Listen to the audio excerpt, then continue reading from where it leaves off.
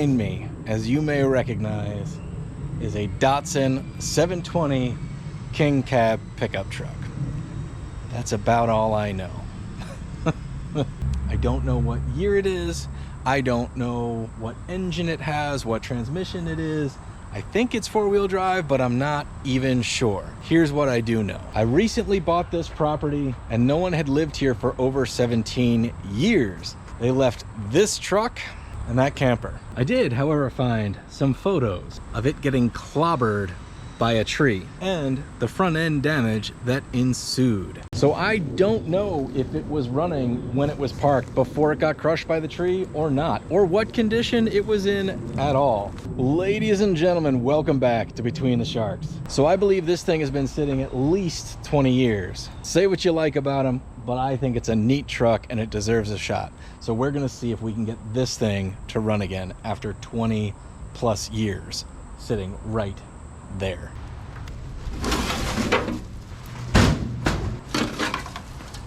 I ought to mention, I don't know nothing about Datsuns or Nissans or any of it. In fact, wouldn't have known it was a 720 if you guys hadn't put it in the comments. Well, it seems like this is the good side. Don't really know what to say about that. She is down to the rims. I bet this is full of hornets. Full of hornets? Yes, you are. Just feel it. You just know. You just know. I've avoided diving into this so that I can bring you guys along. It's got these super cool hood scoop vent things. A lot of you guys noticed this vintage worn winch, so we'll get into that. I'm seeing model 8274 with an 8631. Some of you guys are gonna know what that means. I know all about that. Again, this is all, I guess, crushed from the tree, smushed everything in, busted the grill, popped the lights out. This part's pretty straight, and remarkably, actually, the windshield looks like it is not exploded. Pop out windows, that's neat. It's got two stripes in a Z formation. I mean, we're just buried back here, man, just buried. Spider webs like you wouldn't believe. You nearly caught me, Mr. Spider-Man. We got a great big tube bumper, a hitch, and no tag, so bed is full of stuff. Man, I have walked through something. Mosquitoes have just come at me, and you are covered in spider webs, my friends. And it's empty. Wah, wah, wah. How many hornets do we think live in the door? The answer is probably all of them. At least it's unlocked. Uh-oh. All right. We got some paperwork in here. That's interesting. And a whole mess of other stuff. Stick shift. Excellent news. Very happy about that. Oh, jackpot. It's a 5-speed and not a 4-speed.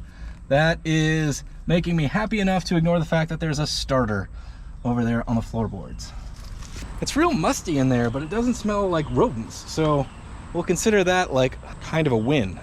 Uh-oh, but I'm seeing like, that looks like a clutch slave cylinder. We got a lot of hardware. Looks like a radiator hose.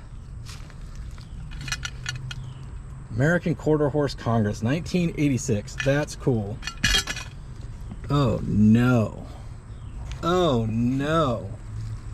Is that an entire rocker assembly and a radiator and a camshaft? Well, my hopes are plummeting at this point. If this thing's disassembled, then I don't know what on earth to do about it. Crap. It's amazing how your heart can just drop.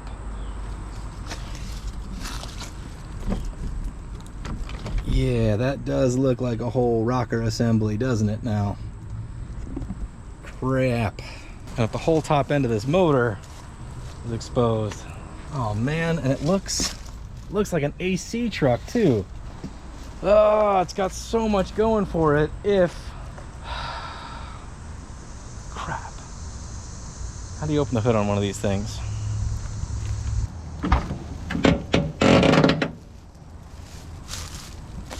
Oh look, it's 4-wheel drive. There's the shifter. How many miles are on it?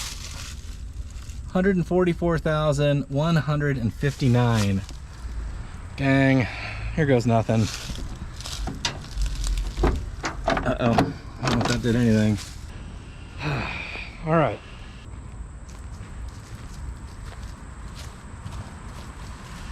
All right, gang, my heart's pretty well sunk at this point. If this engine's disassembled and has been for 20 years, all hope may be lost. I don't really know. Ah, dang it. Here goes. We got a luck, right? We got a luck. We got a luck.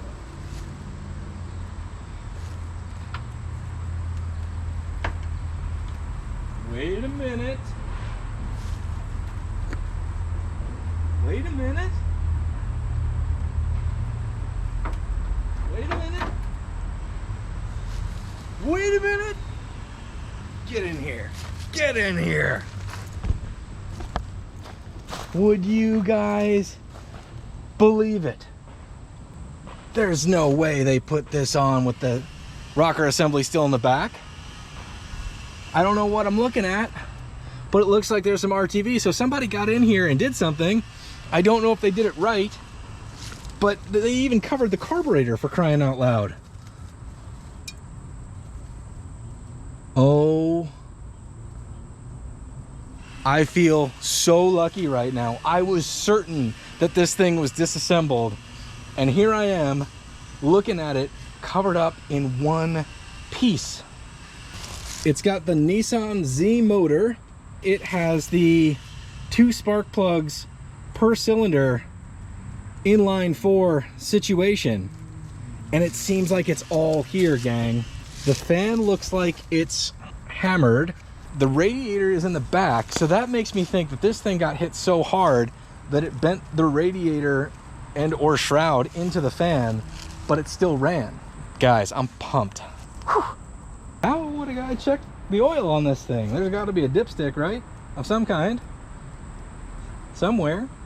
You dipstick. The starter is missing. I guess that's the one in the front seat. I'm just confirming. Okay, that's not loose. That's not just a cover sitting on there, which means the rocker assembly may very well be in there and installed. Where would a guy find a dipstick on this thing? You dipstick. It's gotta have one, right? Maybe it doesn't. I guess that's not a requirement, but you think it would. Let's just take a half second, gang. My nerves are nearly shot. I'm not even kidding you. I was so excited about this truck when I bought the property and they said they were gonna leave it behind. Like, so excited. We've had so much to do here. It's been about 6 months and I would not let myself even open the doors to figure out what was going on in this thing until I had time to like bring you guys along. So when I saw that rocker assembly in the back of the cab, I thought I had just waited 6 months for a complete washout. Yeah, there was a lot of buildup on this, man. At least for me personally. Plan here is move it. I do not think these tires are gonna hold air. I don't know if this 6-lug pattern is the same as that 6-lug pattern. I think I got 4 of these. 1, 2, 3, 4. I found them in this garage when I was cleaning everything out. With any luck, they'll bolt up there. Sure. Okay. Yeah, I don't know that I'm doing anything except lubricating the ivy. She's in neutral now. All right.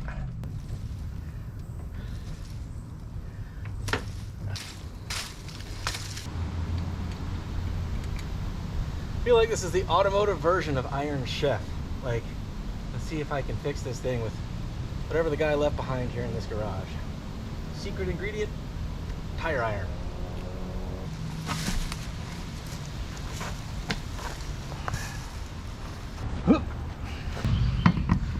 And we found why these wheels are not on this vehicle. Because it won't fit over the hub. Guess I could always steal the brand new 31s off my buddy's Land Cruiser over there. He wouldn't know. So I remember some wheels and stuff being in here. These turbines and whatever else.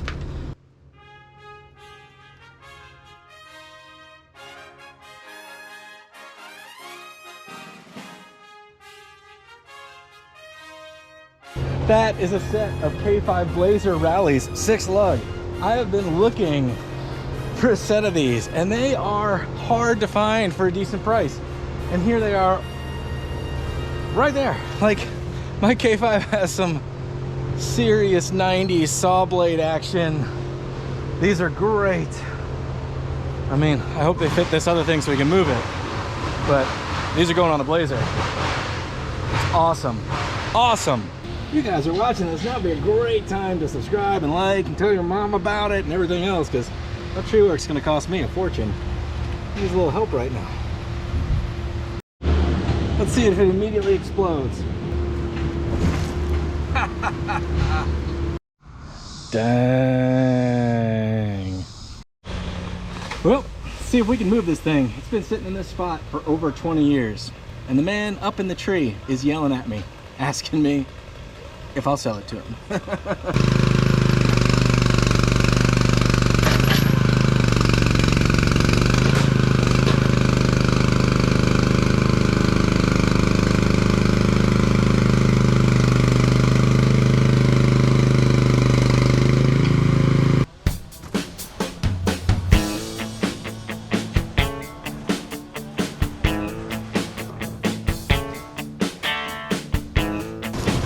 Guys, I'm falling for this thing fast. It's so cool. It's just so cool.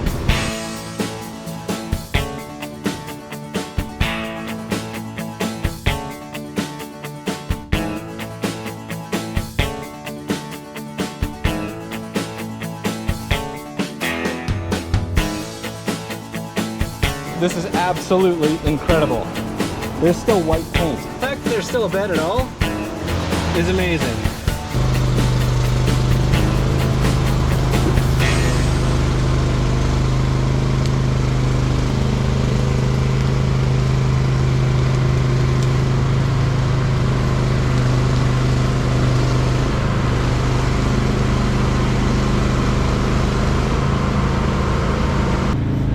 Uh-oh. Column locked on us now. Dude had a minute, and they've been watching me struggle from in the tree and on the ground, putting tires on. And he's like, hey man, we can just lift the front end for you and steer it. So he came here with this big bobcat and helped us get it back. We may be cheating, but I can use the help today. It's a scorcher. How cool is this thing? Like, dang. I am so excited about it. All right, we've time traveled here. It's been almost 3 months. We don't know if it has oil in it, and there's no keys. But in the house, found a ring of keys. I'm hoping there's a Datsun key on here. I don't know what it would look like, so we're just gonna try each and every one of them. Okay. Got a little fender damage. If I clean out the interior, I might find a key. Apparently the windows stick, or there's an ogre that used to drive this car. An ogre? That is sheared right off. That's cool. It's got a rear defroster. This thing is more like option than anything I own. All right, how do we do this? We need a plan of attack. I'm not very good at plans of attack. I just go in there swinging the windmill, you know?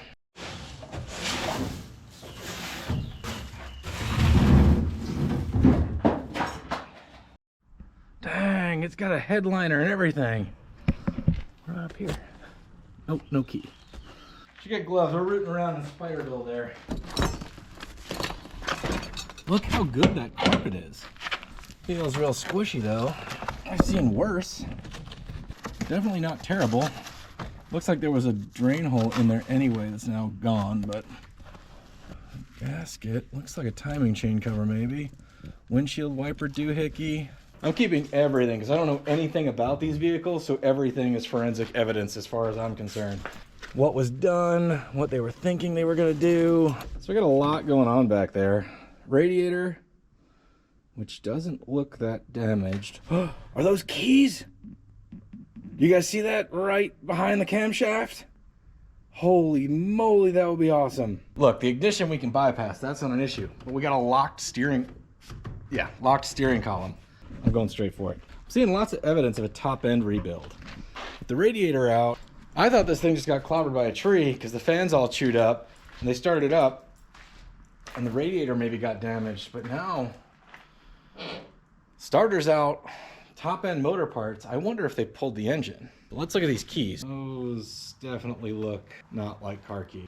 Don't seem to be doing nothing, which will definitely look like regular old door hardware. As we were. All right, it looks okay. I got a Pocket Pal calendar, compliments of a fence supply company from 2001. I have an investigator business cards with a pager number. So this is the part that gave me the heebie-jeebies. I don't know what to expect here. We need to investigate this cam, see if there's damage on it. There is the off chance that it's a new cam that never went in. There's also the possibility that it's a cam from a completely different engine. It's rocker assembly. Sure looks like it could be from a 4-banger. Sure looks like it might be able to line up with this camshaft. Huh. Well, an insurance card that lists this thing as an 81 Nissan King Cab. Some fuses. Wait a minute. That's not good.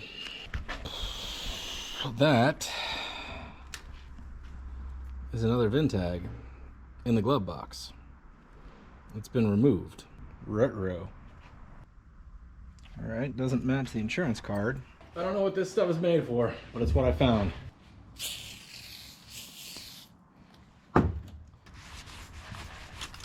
Okay, there's still a VIN tag riveted on here. So that's, I think, good news. All right, so this insurance card from 1994 has the previous homeowner's name on it and matches the VIN number actually on the truck. Not gonna lie to you, there was a minute there where I was just like, uh-oh, is this a stolen vehicle? If you were doing early Chevrolet or maybe early Ford team trivia, it might be somebody you'd want to put on your team, but Datsun trivia, no. Here are our clues. Nissan Z, 8 plug wires, 4 cylinders. I don't know a lot, but I know that's a pretty big clue. Still don't know what I'm looking at. According to the internet, the Z20, the Z22, and the Z24 engines were known as Knapp's Z motors. Knapp's Z motors had dual spark plugs, 2 per cylinder, except for the pre-82 versions. 81 model year vehicles, engine family, BNS 2.2T 133.4 CID. So now with the displacement, and I see the numbers 2.2 in there, maybe it's the 2.2. I don't know.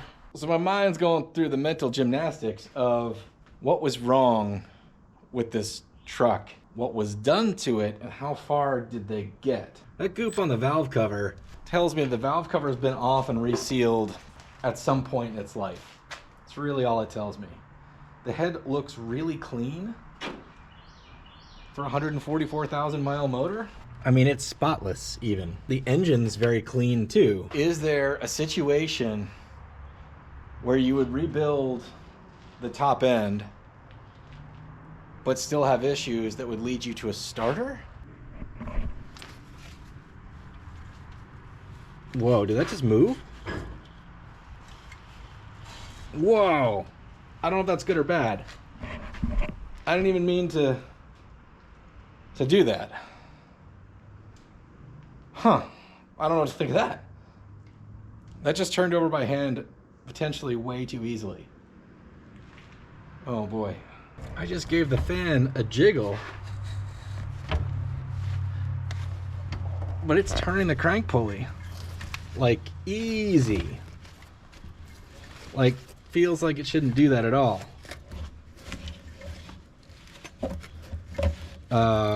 Does this thing have 0 compression?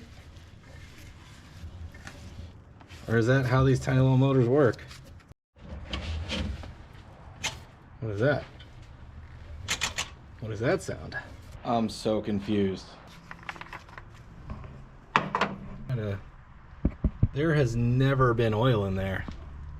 There is 0 sludge. See the timing chain.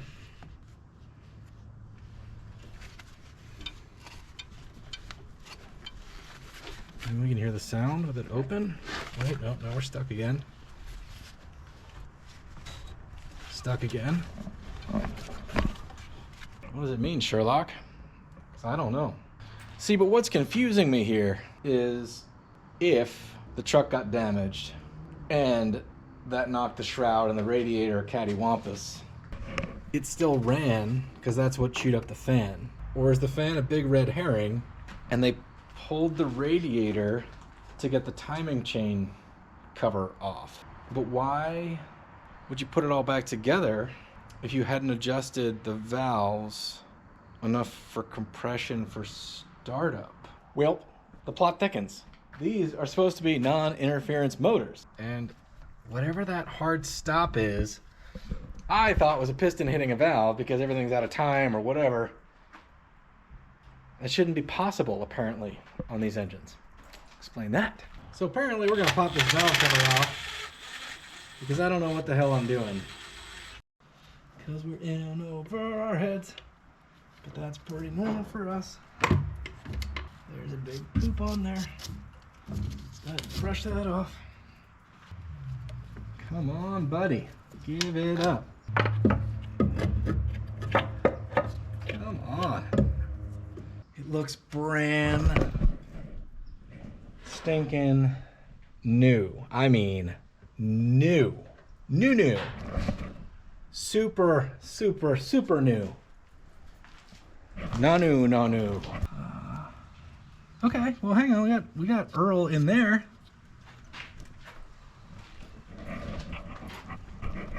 What happens if we try to do our rotate? Okay, nothing. Why is... Oh no. Okay, so that is the timing gear spinning down there, but not spinning the timing chain. Oh, crap. Oh, no.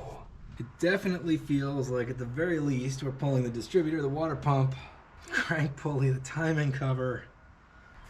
Here's a defining moment, ladies and gentlemen. If it says running when parked, well, it just might have been. If it's unknown why it's not running, or wasn't running and ergo therefore parked, it's a totally different challenge then, isn't it?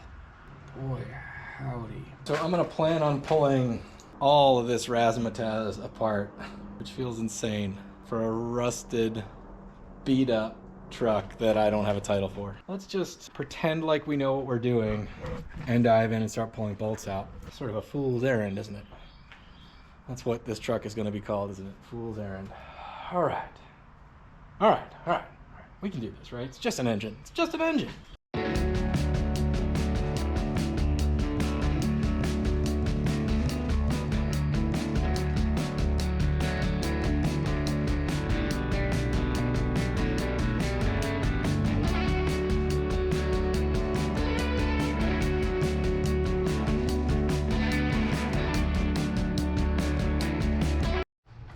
Among the 632 other problems we found, the starter's missing, so I jammed old Leroy into the teeth down there in the flywheel.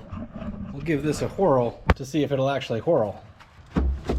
Okay, well that was easier than it should have been. Lord have mercy, what is going on? It's like Dr. Tongue's House of 3D Stewardesses. It's like, rip and tear, Bruno, rip and tear. All right, not the preferred method, but I think it's working. I'm being about as gentle as a guy can be with a 3-foot pry bar. You know, desperate times.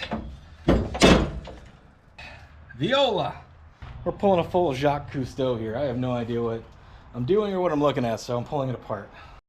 It's the stuff of nightmares under here.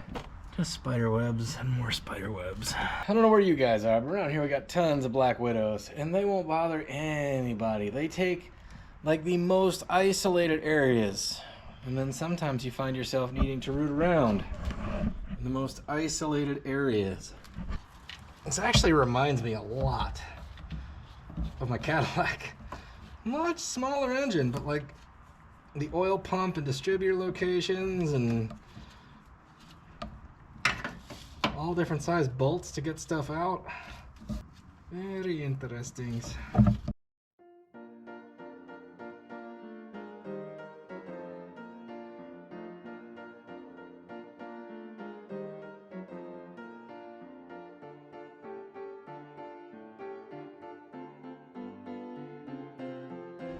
All right, team, moment of truth.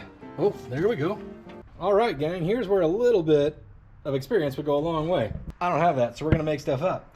I do know that these timing chains for these cars are supposed to have two colored links. There's one, and there's one. When in doubt, consult a shop manual. And I am indeed in doubt. Shop manual says the little cam nubbin needs to be in hole number 2. That's there. The number 2 timing mark needs to get one of the fancy links. And then the timing mark on the crankshaft sprocket needs to get a fancy link. So we're 2 links off down here. Who knows how many links off up here. I mean, maybe I just leaned on the engine the wrong way, and turning it backwards is what caused all of this to be messed up. It's entirely possible, because I don't know. Like on a small block Chevy, it doesn't really matter. You can rock them back and forth because the timing chain's not tensioned the way that this one is. So experience would really come in handy. We don't have any of that. All right. Silver link on number 2. I think everything is lined up. Silver mark, cam is in number 2. That's what the manual says. I guess we could turn it over and see if we have compression now. That'd be swell. I guess we're gonna have to pull a plug or something. I'm not feeling a whole lot of compression. Are all the plugs loose? Is that why there was no compression? It's like the X-Files, trust no one. Got the exhaust side spark plug out of number 1. I got my finger jammed in the spark plug hole. I'm not feeling any compression. I guess that creates the next question. Like, are the valves too tight, thus constantly open? Otherwise, there's just no rings in this thing at all. Like 0 rings, somebody just didn't put them in. None whatsoever. This is an enigma to me. An engine full of mysteries. The factory manual says to check the valves hot. Should be 12 thousandths. That's too much of a gap. And I can't get that quite in there. That's too tight. But it's still moving a little bit. It says to set these warm, but how the hell are you supposed to do that for your initial valve settings? You can't warm up the engine until you get the valves in the ballpark. Let's do that. Let's just set the valves.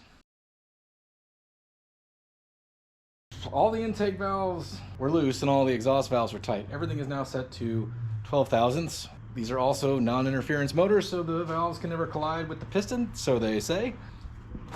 I guess it's time to scrape gaskets and put everything back together. Bought a new starter for it. See if we can get it to spin over and check to see if we have any compression whatsoever before we continue on with this. I'm gonna put a little bit of goop around the water passages and stuff, because this seems like a really good place to mix your oil and your coolant.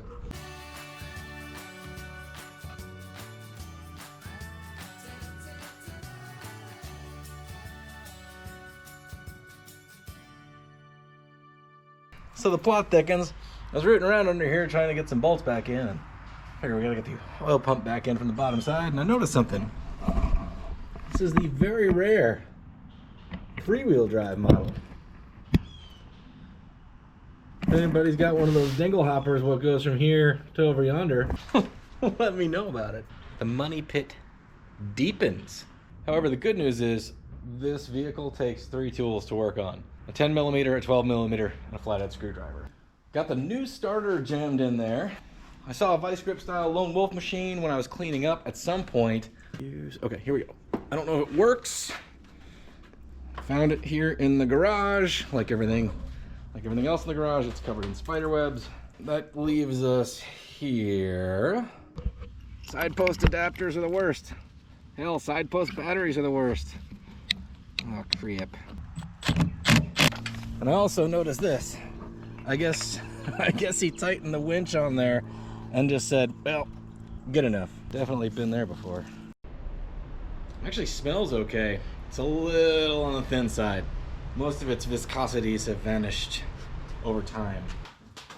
This thing probably needs a whole lot more boiling. I'd be lying to you if I wasn't a little nervous. However, why I expect this battery to do anything is unclear.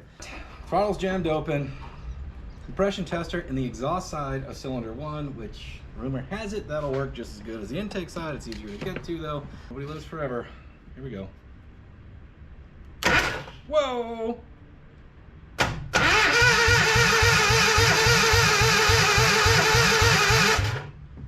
It's making weird compression-ish sounds, but giving me a 0 on the compressionometer. Uh-oh, what does that mean? Like not a thing on the compressionometer. Watch it with me, gang. Turn this thing over by hand. So, it's the exhaust valve on number 1 opening. Then we get to intake opening, intake closing.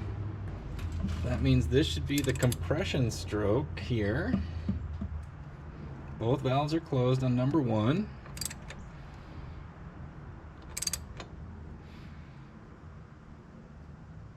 Lining the timing mark to 0. Yeah, I can see the piston. It's right there.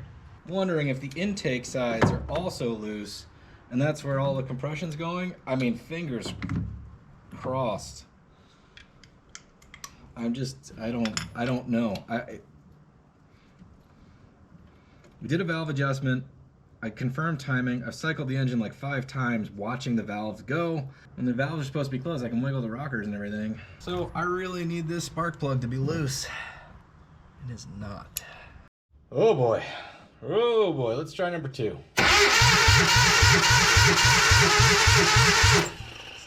60. That's bad news in a weird way, because that means tester's working. I don't think I want to know about number 3.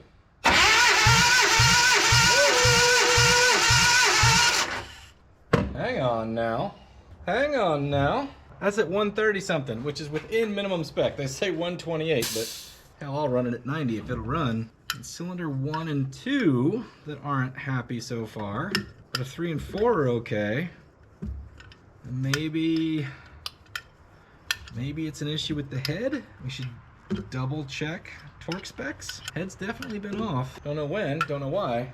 But guy can eagle eye how clean this is relative to a 140,000 mile motor. All right, number 4. What do we got? 0.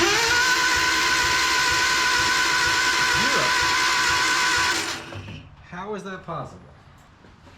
Like 0, 0, 0. So I'm sitting here in front of the truck ruminating on what to do next.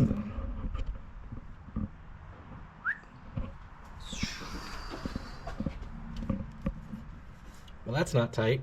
So what else isn't tight? All right, these rocker bolts were definitely loose, although that should make the valves close more than open, so I don't know if that's a benefit, but we'll find out. Maybe I'm wrong, because the one that was the loosest was on cylinder number 3 where we actually had compression. I'm gonna check the head bolts. I'm really hoping they're loose. Huh? Yeah. Oh yeah. I think that's great news. Wow. Way off.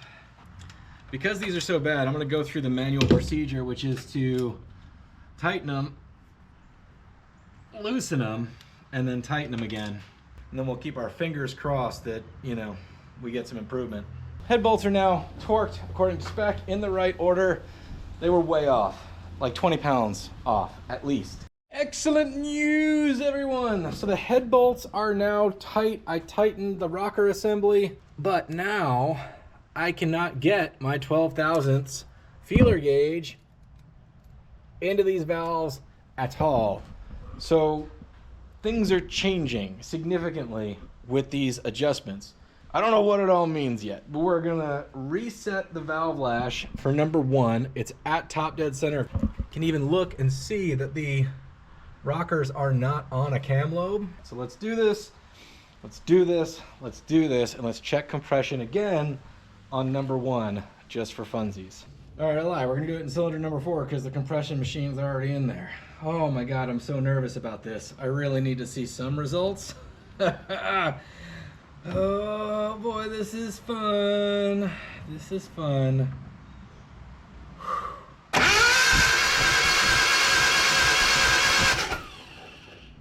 Goose egg. Nothing. No compression. Damn it. Damn it. Damn it. Damn it. 0. That just doesn't make any sense. All right, let's postulate. What else could do this? Head gasket's loose, maybe. Head gasket non-existing, definitely. I screwed up the cam timing. Valves are still adjusted wrong. It's possible. Let's try again.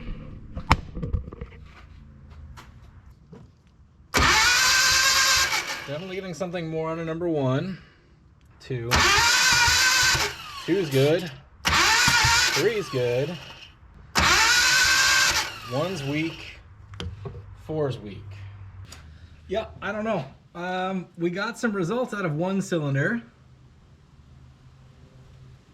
So now 2 and 3 feel good. So we're gonna just do the other old trick and pretend like the front and back have ring issues. Again, hopefully this will come to me. I just checked the head bolts on the front and back and they're good. But something about it, something just feels off, you know? 2 dead cylinders. It makes me wonder what the hell I'm missing, you know? Shout it across space and time. Help me. I'll just turn this by hand before we blast it all over the garage. I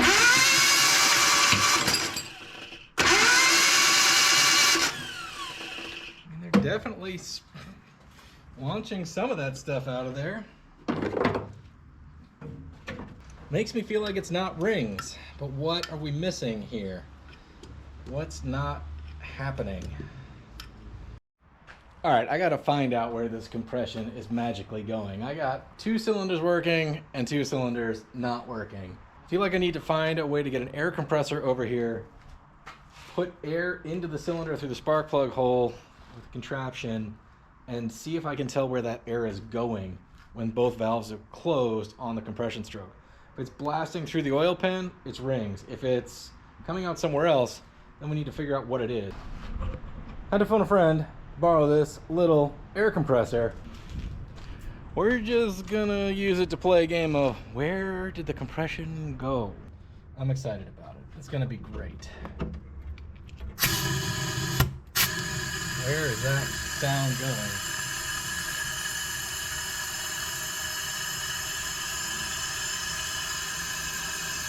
Interesting.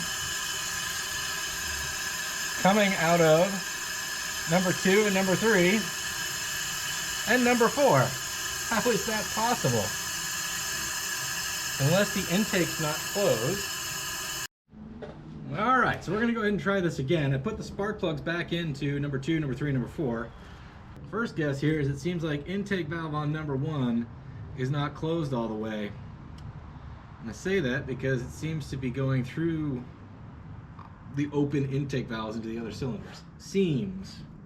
Get ready to adjust it live. Here we go. That's screaming out of the carburetor. You can hear it right there. Okay. Loosen this up. See what we got.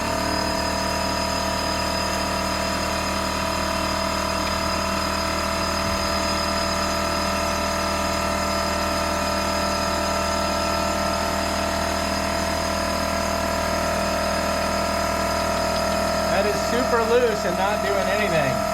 Oof. So, the number 1 intake valve is leaking when it should be closed. And that is a bummer. I mean, I can see the cam lobe. Does it have a burnt valve? Does it have a broken valve? What are we dealing with here? Got the same issue on number 4. Intake valve not closing all the way. I've loosened up the rockers, moved the valves with a screwdriver. Running out of air, but you can.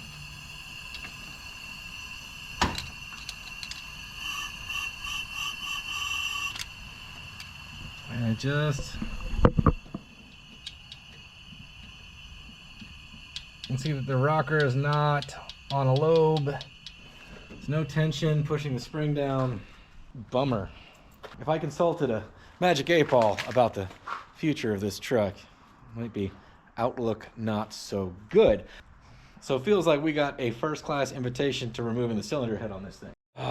Isn't it always the way, gang? All that came out super smooth, but this one bolt back here, it's impossible to get to. All right, gang, we got this wonder stick. It jams down in this contraption and in theory will hold the timing chain in place so we can remove the head. There's a little bit of me that's like, I kind of hope that I'm just an idiot and I'm missing something obvious when I pull the head off. I really don't want to find like a missing valve seat or something that's, you know, going to cost many hundreds in machine work, because remember what we're dealing with here. But we're going to think positively and think that I'm an idiot, because we've proven that that's entirely possible. So we got to get it to top dead center on number 1, insert our tool, mark everything, and then I guess we can just pull the head bolts and take the thing out. That sounds too easy, doesn't it? Okay. All right, here goes nothing. If we screw it up, that wouldn't be anything new. Time to break these head bolts loose. Time to break these head bolts loose. Look at how much oil is in there under the camshaft. Like, this thing was oiling. It had oil pressure faux show.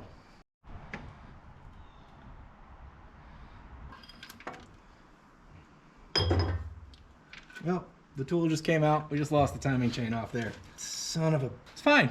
I love working on this truck. We just get to work on it more now. So much for that tool.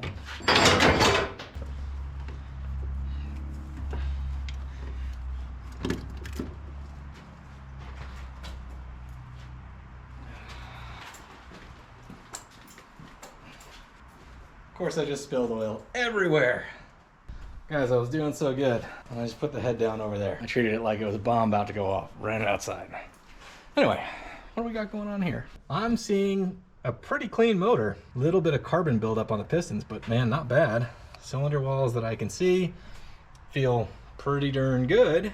What I know for sure is compressed air was passing right by on cylinder number 1. Intake valve. So I can see right past it. I can see right past it on number 4 too, which is weird. It's almost like it's out of alignment. And see the gap right here should be closed on number 4 too. Can you guys, yeah, so you can see my flashlight shining through right there, like big time. Intake valve on number 1, let's get it wide open.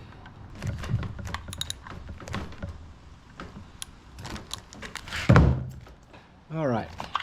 See the valves riding right on top of that cam lobe. I guess I thought I would see something. I don't. So there we can see there is no tension on the spring at all, which means it's fully up. Is the valve